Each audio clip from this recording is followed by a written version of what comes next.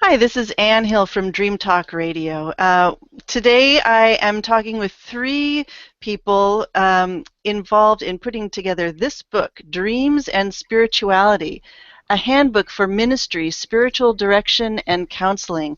And with me today are Kate Adams, Bart Koet, and Barbara Koning.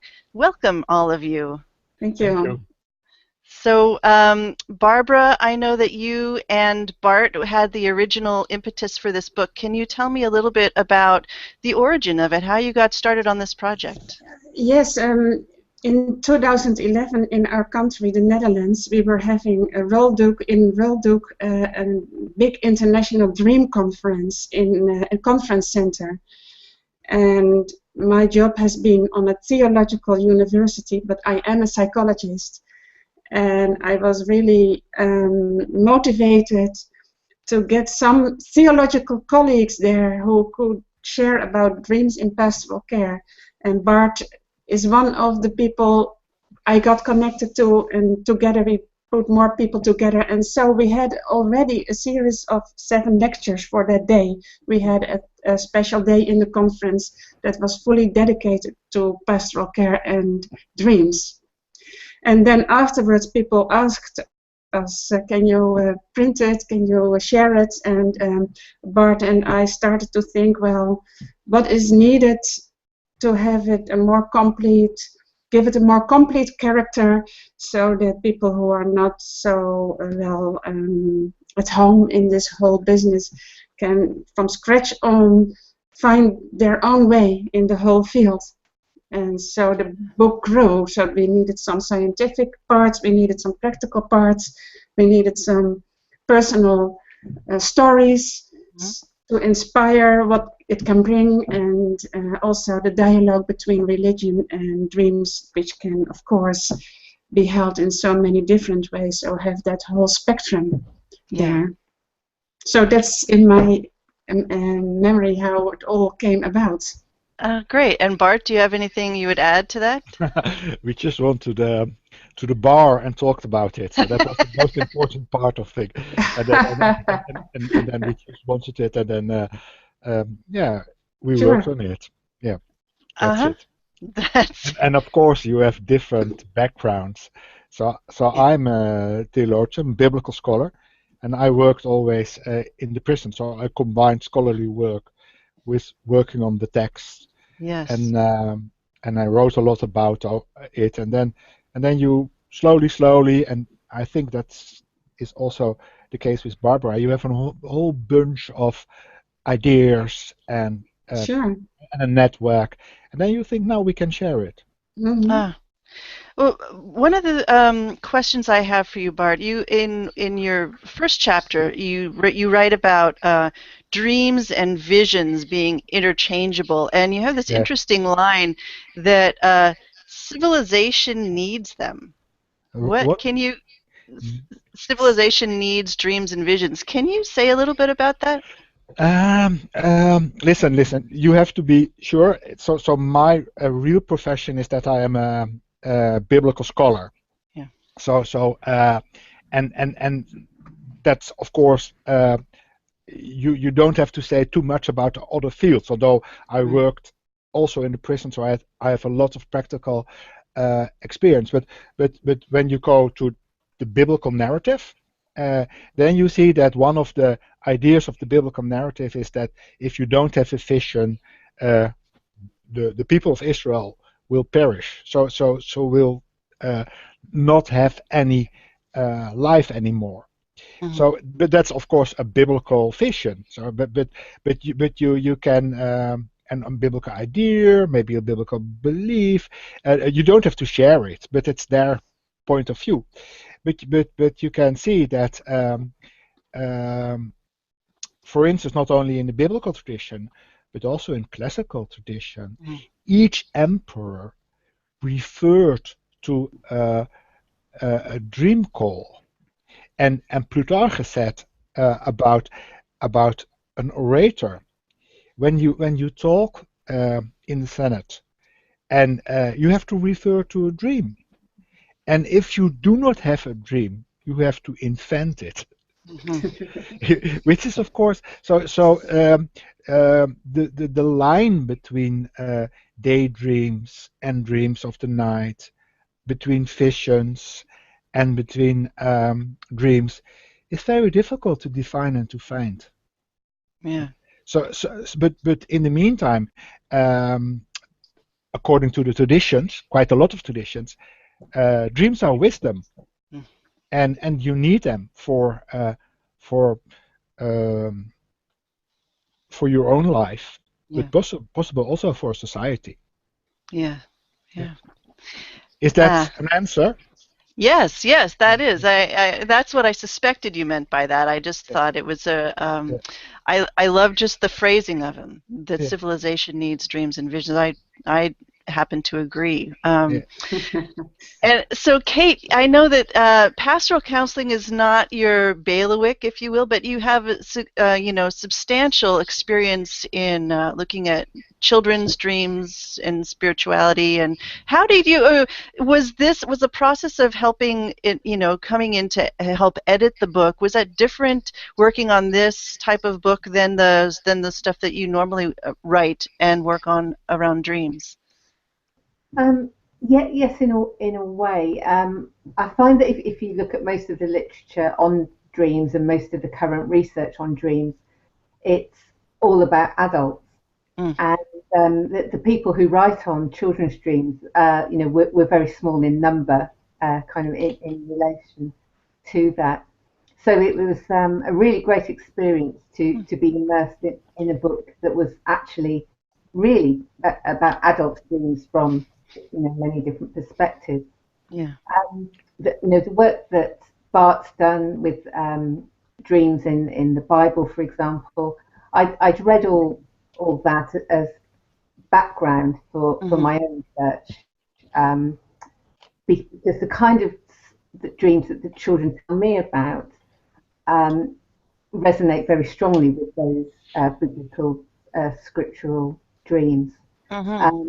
So it was a great opportunity to reconnect with that kind of reading that with Bart's work, but also engage with the other authors who were coming from very different backgrounds. Yeah, Yeah. but Kate already edited another books about dreaming, Christianity, and Islamic, so she's a very well versed editor. That other book, yeah, which is quite nice. The other, which This is not another? the first. This is not the first book which Ah, Kate edited oh, I see. about Yes. dream. Yes, I did edited one with Kelly Bulkley Oh, yeah. and Patricia Davis. Right. Oh, And the one with about pastoral about end of life dreams. no, that's Uh, the Kelly Bilke made that with his mother, Yeah, not oh, I'm with sorry. Kate. I'm sorry. I thought you said Patricia. My oh, mistake. it was Patricia Davis. I Patricia Davis. Of course. yeah, Got it. yeah. Well, let's move on to. So, one of the things that I wanted to tell listeners and viewers today is just sort of about the structure of the book. So, it's the book is in three parts, and there's multidisciplinary, just sort of a cross-cultural examination of dreams, and then talking about dreams and religion, which has a lot of different kinds of theory and ways to look at dreams in different ways, and then dreams and the practice of pastoral care. And in each of the three sections, there, the sort of the theoretical or historical threads are interspersed with dream narratives, which strikes me as a wonderful way to help educate the audience for this book, which, correct me if I'm wrong, is essentially pastoral counselors, Yes. religious people of all faiths, really. Although it's based in a sort of a I'm not so sure biblical. about that. I Okay. bought the book. I bought the my general practicer bought the book also this week, because also for people in hospitals and Right. for uh, so it's not only for pastoral counsel, because in a lot of caring professions, people tell about their Yeah. dreams, and normally a lot of people don't do anything about it. Yeah.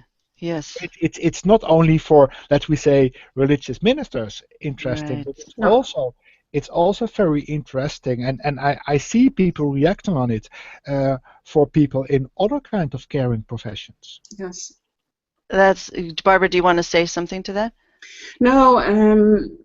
Generally, that in counseling situations, taken very broadly, the book can be of use because it makes you sensitive for the different dimensions of the dreaming process and the meaning of dreams and the deep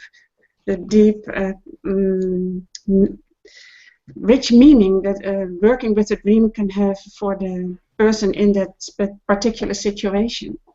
Mm-hmm.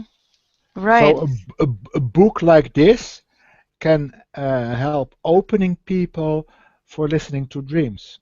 And Mm-hmm. of course, it's quite nice for some people from the church and etc. But it's not only for them.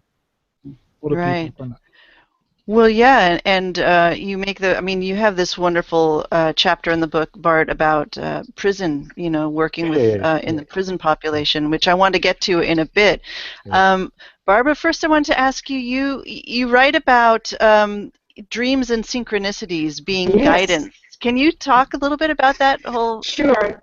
That's how I personally got started with the whole dream topic when about 12 years ago I read a very inspiring book of Frank Joseph, who deals with synchronicity experience. He has interviewed about 100 people from all ages, from all backgrounds about synchronicity, and then he has a lot of different chapters on what characters synchronicity can get, and Yeah. most people who are a little bit conscious in their lives, they have, once or twice a month, they know, well, there's some coincidence here that seems to be more significant than just coincidence. Yeah. And he gave the advice. He also has a book on dreams and synchronicities, and he gives the advice to keep two diaries, one on synchronistic experiences and one on dreams.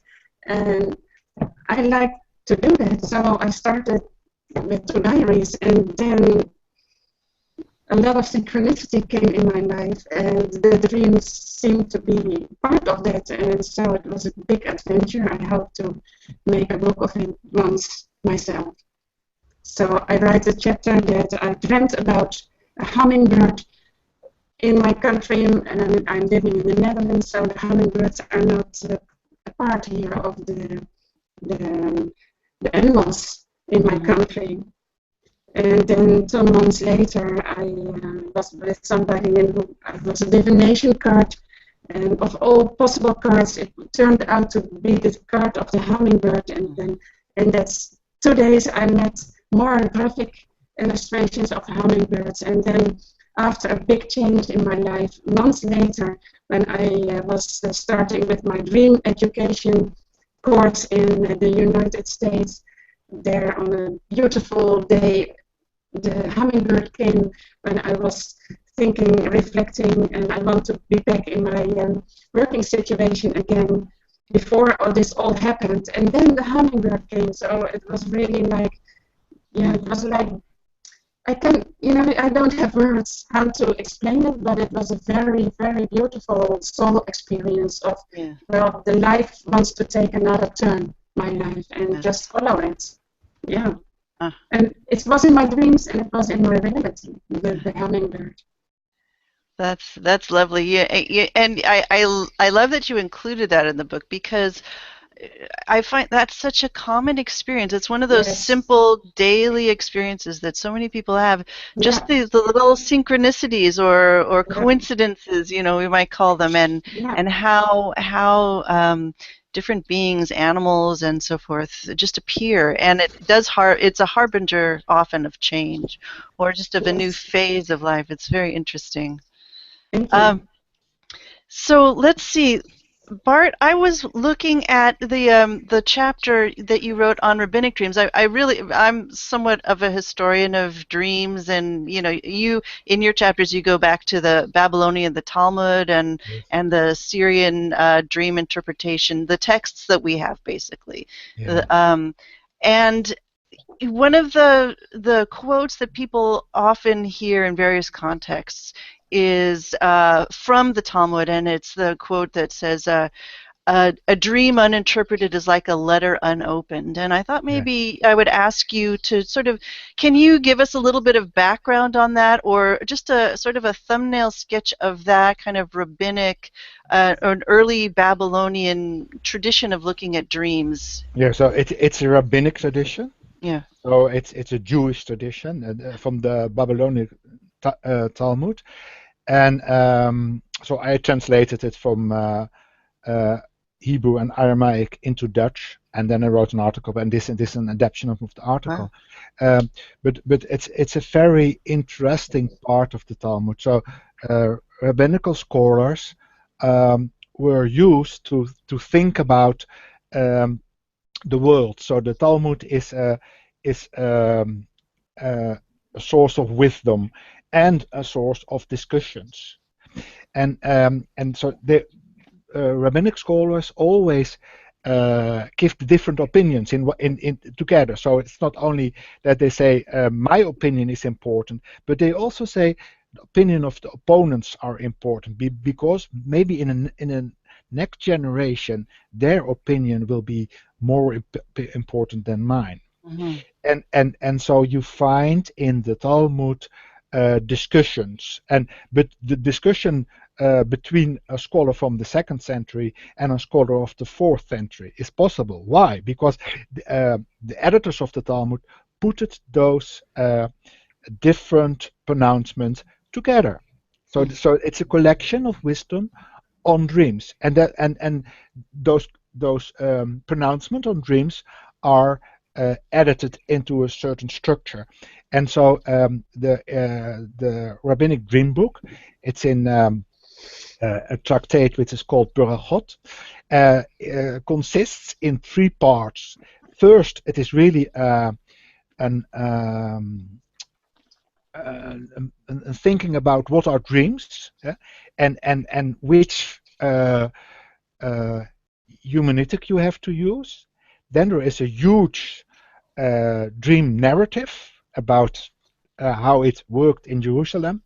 And then there are some, if you see that, then you, so for instance, if you dream about sex with your mother, it means that you want to look for wisdom. So that's but the first thing, and that's the quote. This the first quote you have. So it's not a letter unopened. It is you can translate it, but the Hebrew word patar is not only opening, but is also interpreting. So they say. So the most important thing of rabbinic tradition is that you have to think, to interpret, and in a certain direction, because in that quote you are quoting is not said once but several times, but they also say you have to interpret it in a positive way. And that's typical rabbinical. So you have to look for the good effects of dreaming. So for instance, if you have a nightmare, that's even better than a beautiful dream, because a nightmare is a warning, and you need a warning.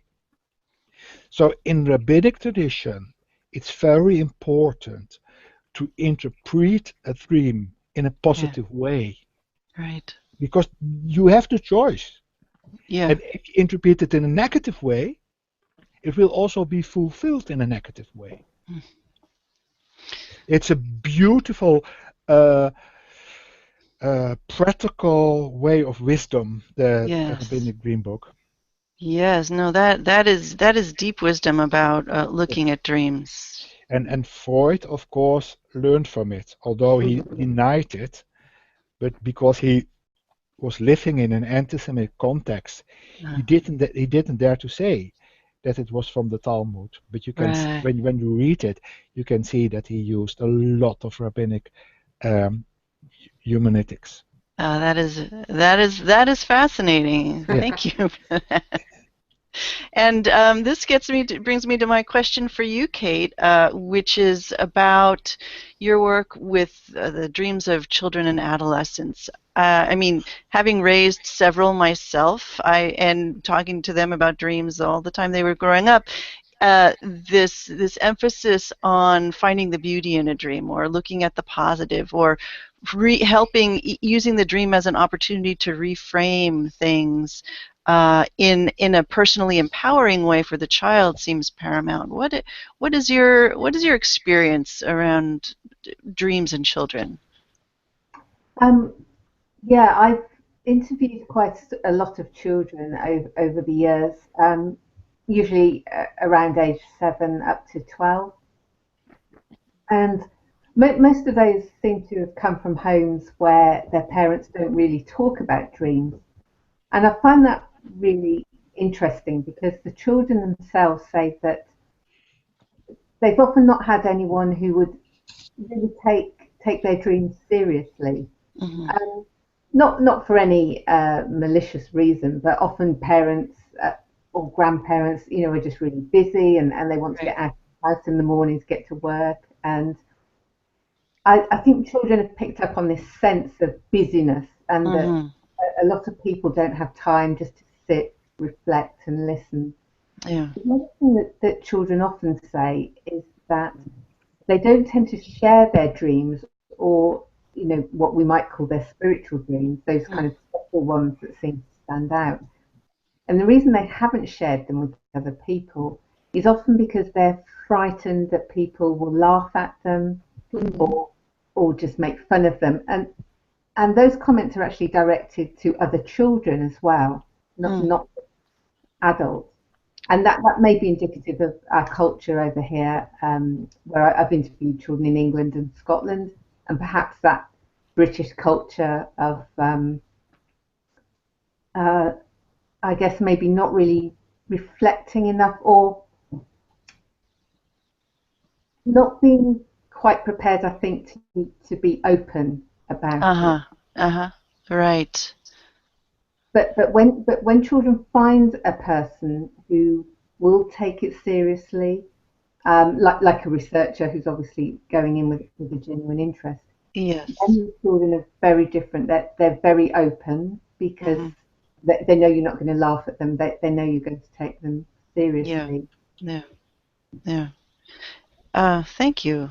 That's so. So you've done studies talking with children about big dreams too, right? And I remember reading one of your articles a few years ago. I can't remember.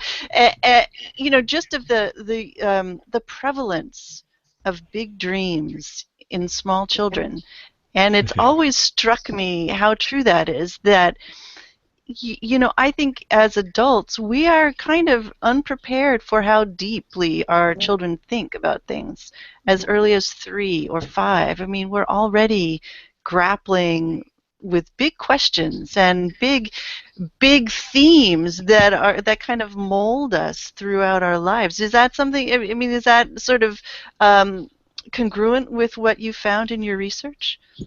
Yeah, absolutely. Children. By the way, we can't see your eyes. We can see the bottom. There we go. There you are. Yeah, children seem to inherently ask those big questions in life. I think sometimes questions that we may come to again later in adult life, but perhaps in our middle years, many people kind of shy away from. And children, particularly very young children, for example, they will see things that adults can't. They seem to be very in tune with some things that some adults find scary. People might call them ghosts, people might call them spirits of deceased people, for example. And dreams are just one kind of manifestation of some kind of connection with something outside of themselves. perhaps you might say. But research tends to suggest that when children get to about the age of 7, they almost kind of shut down from it. Mm. And whether that's because they're starting to realise that people around them in their particular cultures aren't going to take it seriously, or what, no one's obviously quite sure. Mm. But I think the openness of children, and yes, we do often underestimate how deep I think about philosophical issues. Yeah, fascinating. Barbara, I have one last question for you, which is in writing the book, I was struck in one of your articles about the talking about the differences and similarities between a sort of a psychological approach and a more of a pastoral counseling approach to dreams. What to you is the biggest takeaway from the process of writing this book about how those two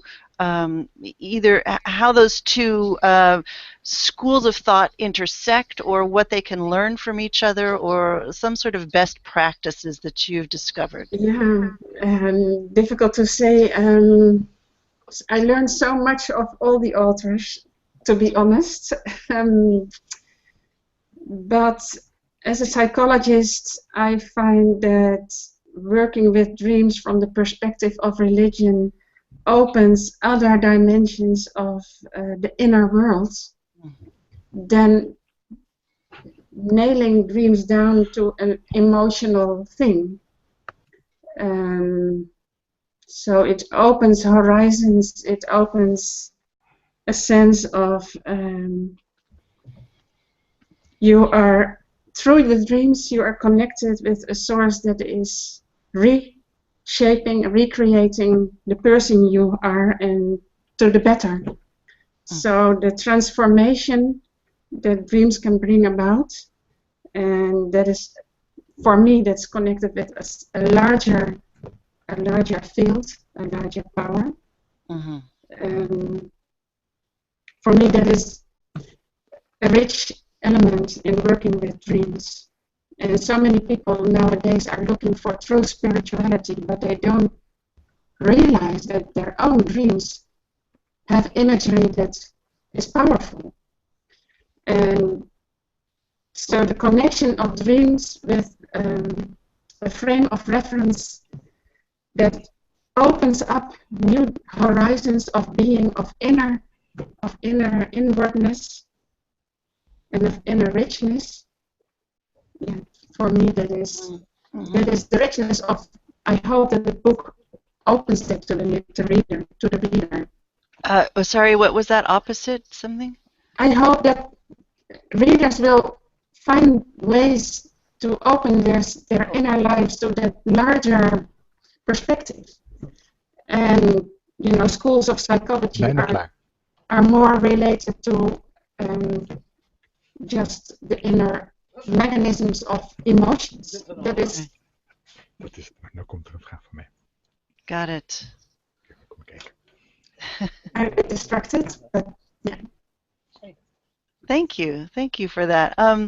One last question, Bart. This time for you. I mean, you wrote this whole chapter on, and obviously that's part of your work, is in with prison populations. I mean, here in the U.S., the whole incarceration system is a huge issue right now. Thank heavens, because we tend to specialize in incarcerating people.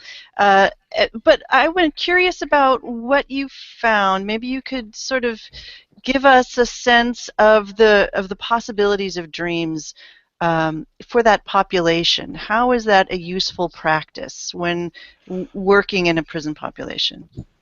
Yeah, I think it's very important to listen to dreams when you are in prison. So I always say that you dream more when you're on holiday, when somebody in your family or among your friends is dying, or when you are ill, and when you are in prison.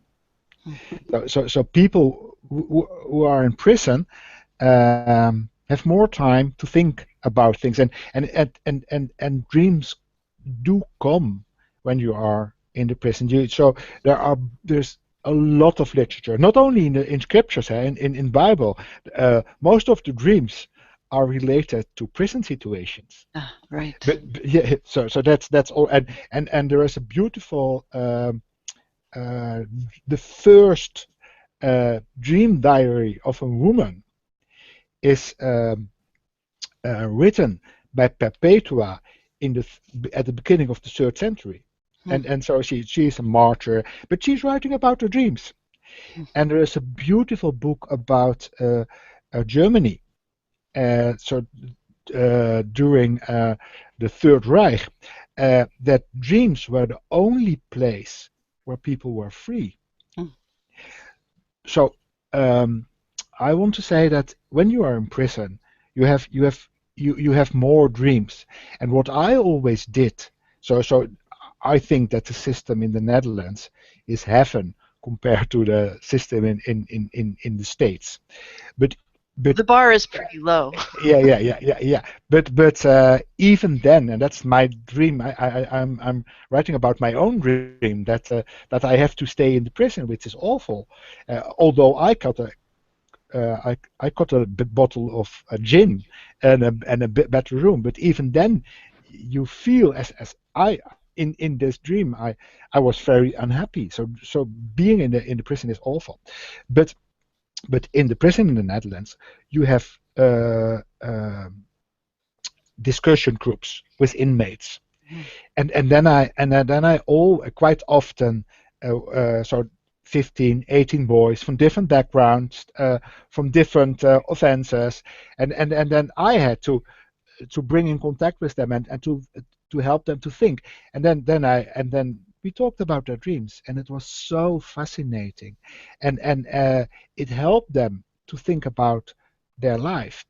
And according to me, of course, this is not a scientific pronouncement, but I think that in dreams, the last part of conscience are still there. So boys are saying awful things about what they have done, and they deny, and all those kind of not taking responsibility for the offenses. But in dreams, they have to. So dreams are very fascinating insight into what they are thinking. And talk about it. So helps them to realize where they are. Fascinating. Thank you so much. Yeah. The book is Dreams and Spirituality, a handbook for ministry, spiritual direction, and counseling. I highly recommend this book. I think it's a very great layperson's guide to different ways of looking at dreams and using them in no matter what kind of work we're doing, whether it's working in an office or working in a hospital or, any sort of thing. And so thank you all, Bart, Koet, Kate Adams, and Barbara Koning for bringing us this lovely book. And for taking the time, and I don't know how many hours distance we are, but I really appreciate you all showing up for the interview today. Thank you, Anne. Thank you, Anne. Good luck. Thank you. All right. Bye-bye. Bye-bye.